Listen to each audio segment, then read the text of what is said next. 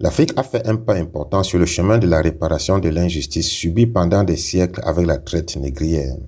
Sous l'impulsion du Ghana, l'Organisation des Nations Unies a adopté le 25 mars 2026 une résolution qui reconnaît la traite négrière comme le plus grave crime contre l'humanité. 123 voix pour, 3 contre, Argentine, États-Unis et Israël et 52 abstentions.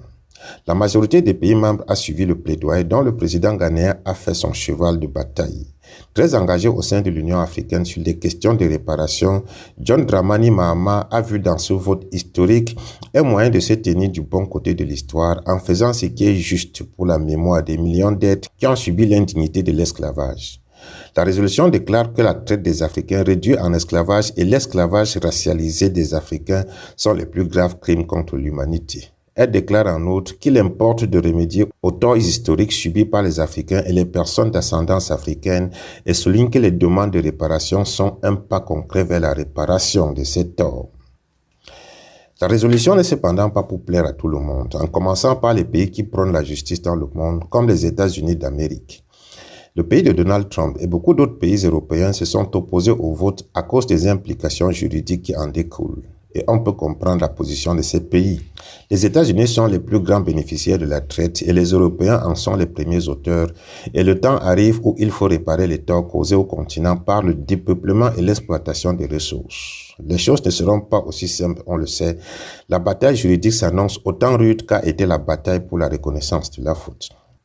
Avant qu'on ne passe au vote de cette résolution, les États-Unis ont exprimé leur objection quant au concept de justice réparatrice au titre des torts historiques. Tout en reconnaissant les horreurs du passé, ils rejettent l'affirmation de la résolution selon laquelle des faits historiques survenus entre le XIVe et le XIXe siècle constitueraient des violations du jus cogens. De même, ils ne reconnaissent aucun droit légal à réparation pour des torts historiques qui n'étaient pas illicites au regard du droit international au moment où ils ont été commis. Aussi, ils s'opposent avec vigueur à la tentative opérée selon eux par la résolution d'établir une quelconque hiérarchie entre les crimes contre l'humanité. Sur cette voie, les États-Unis étaient suivis par les abstentionnistes, au premier rang desquels l'Union européenne et ses États membres qui ont critiqué des formulations jugées juridiquement inexactes, notamment toute hiérarchisation implicite des crimes contre l'humanité, susceptible de compromettre la cohérence du droit international. Le Royaume-Uni, pour sa part, mettait en garde contre toute velléité d'hiérarchisation des atrocités historiques, estimant qu'une telle approche simplifierait les réalités complexes marquées par des souffrances profondes.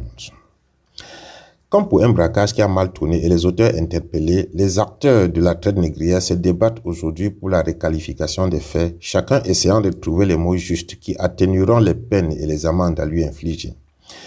Mais quand le Nouveau Monde et l'Occident s'industrialisaient et se développaient sur le dos des esclaves, c'était avec insouciance. En plus des multiples films, livres, séries télévisées, on se rappelle cet épisode du livre de Voltaire, Candide, quand dans un champ au Suriname, un esclave mutilé des bras et des jambes répond à Candide qui s'étonne de cet état physique. Je cite, « C'est à ce prix que vous mangez du sucre en Europe ». Fin de citation. L'auteur dénonce ici la consommation du sucre en Europe, rendue possible uniquement par l'exploitation inhumaine et l'esclavage des Africains dans les colonies, et met en lumière le lien direct entre le confort des consommateurs européens et la souffrance extrême des esclaves dans les plantations. Voltaire critiquait ainsi la bourgeoisie européenne qui profite d'un produit exotique en fermant les yeux sur le coût humain et le sang versé pour l'obtenir. Cette cruauté, l'Occident ne veut pas la reconnaître aujourd'hui. Pourtant, dans sa présentation du projet de résolution, le ministre des Affaires étrangères du Ghana a insisté sur le fait que le texte ne vise ni à établir une hiérarchie des crimes, ni à rouvrir l'histoire, mais à la compléter en créant un cadre propice à la réconciliation. Tournée vers l'avenir, la résolution se veut fédératrice et fondée non sur la vengeance, mais sur la reconnaissance morale, a-t-il ajouté, regrettant que des détails techniques soient parfois invoqués pour enterrer l'histoire et cacher la vérité. À l'ouverture de la séance déjà, la présidente de l'Assemblée générale, Annalena Baerbock, avait constaté que si l'esclavage a été aboli, ses conséquences continuent de façonner nos sociétés, avant d'appeler à rectifier ces injustices, y voyant un impératif moral pour façonner un monde plus juste, fondé sur l'égalité, la dignité et le respect des droits de tous. Pour sa part, Antonio Guterres, le secrétaire général, a dénoncé un ordre mondial pervers où le pouvoir agissait sans conscience. Saluant les initiatives nationales destinées à reconnaître les torts du passé, il a cependant estimé que des efforts bien plus audacieux restent nécessaires à l'échelle internationale pour traduire ces engagements en actions durables.